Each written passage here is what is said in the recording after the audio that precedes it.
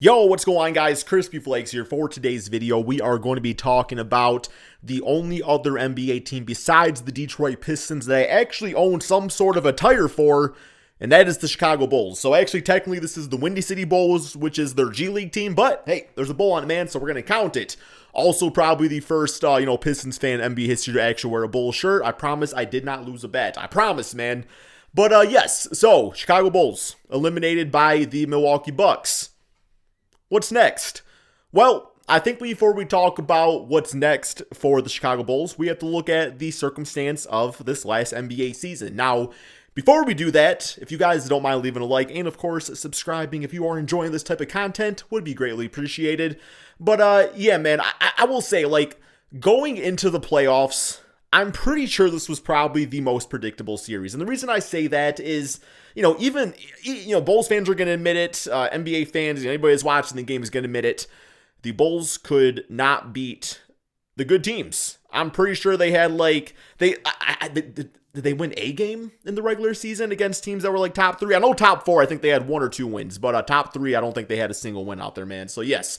And while there's no excuse for that, even if you do have, a lot of injury stuff going on, there's still no excuse for that whatsoever. It's just not really a formula to win an NBA championship in which you have to beat the better team from the Western Conference, right?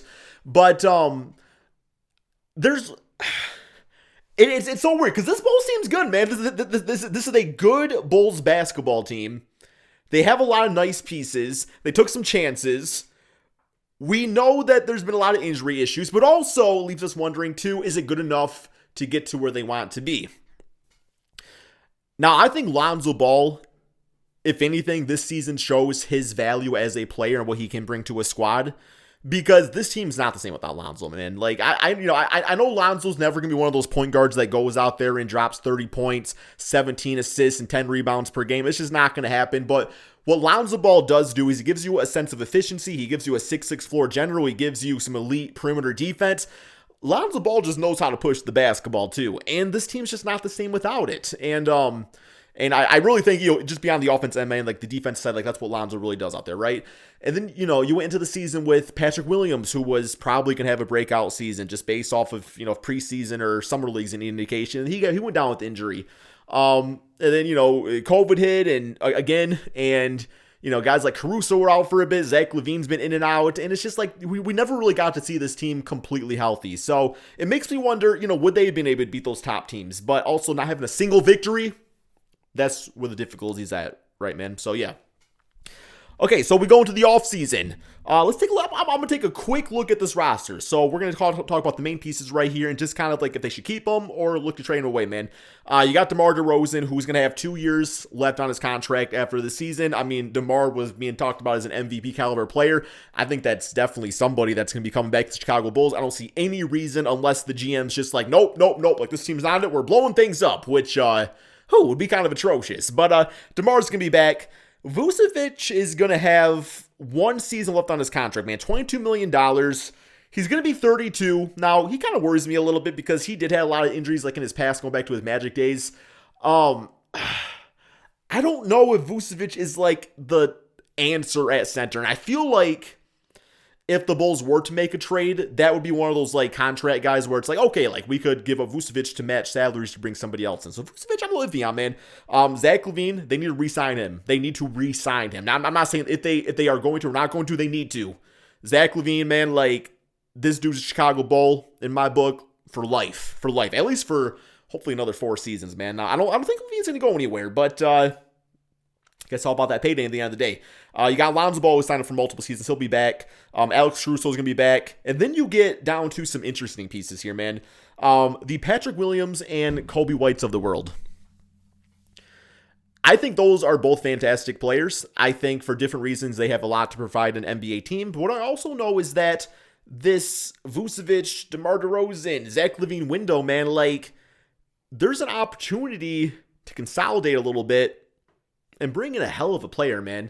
So if you're a Bulls fan or really just an NBA fan in general, let me know in the comment section below. Do you feel like the Chicago Bulls should trade away some of their youth and try to consolidate and bring in a veteran type of player, man, let me know in the comment section below. But then, you look at, okay, like what type of players do they bring in? Well, actually, over on my Twitter account, at ChristyFlex2K, I asked you guys what type of players they should bring in. We're going to go through some of those answers here, man. Just kind of get an idea, a feel for what you guys are all saying out there. So, here we go, man. We have MK Arky saying we need a big defensive center for Vucevic or as a backup. The rest depends on Pat Will's development and overall team health. It's going to be kind of hard seeing his development, in the during the offseason, because we know he's going to be good, at least in the summer league and all that stuff. So we really got to see Patrick Williams for an entire full season. I was hoping we would have got that this season, but obviously injuries happen. We got Lou saying I'd probably look to trade Vucevic, which I agree with that too. I don't know, man. I just feel like, with having DeMar DeRozan, who's kind of an ISO-heavy player, obviously he can make passes, stuff like that, but his offensive style is very ISO-heavy. It's good to have guys like Vucevic out there that can stretch a little bit, but at the same time, having so many, offensively gifted players, I would kind of prefer if the Bulls went more around to, the defensive side of the center, because, Vuce is, fine, but he's not, an elite type of center. I don't know, man. Maybe, once again, I feel like I'm going to say this until the end of time, until the man gets traded. Miles Turner, oh my goodness, he fits on so many teams. Rudy Gobert, now, I don't know if I would take on Rudy Gobert's contract, really, if I was Chicago Bulls, just because I don't know if I believe in him that much. Especially, once again, it would be nice to get somebody that can play defense and hit a jumper, just because of DeMar DeRozan. I mean, DeMar's improved and stuff like that, as far as, creating shots all over the court and everything like that, man. But, you still want that sense of space in there, just for the back of the defender's mind being oh, this guy can shoot, man. I can't totally commit to DeMar on this drive. So you have that. Yeah, we got Abu saying the Bulls need a center. We got Jack saying all in for Rudy Gobert. I don't know if I'd go all in on him. This one actually comes from, one of my second channel videos, Extra Crispy. There was a talk about, Damian Lillard going to the Chicago Bulls and playing alongside Zach LaVine and DeMar DeRozan, and people were saying, that team would have no defense whatsoever. A lot of offense, man. If you can drop 150 points per game, I guess you're good to go, right? We got DeLon here saying, I feel like trading Vucevic for, a Miles Turner or Jaren Jackson Jr. would be smart. I don't see Jaren Jackson leaving the Grizzlies personally.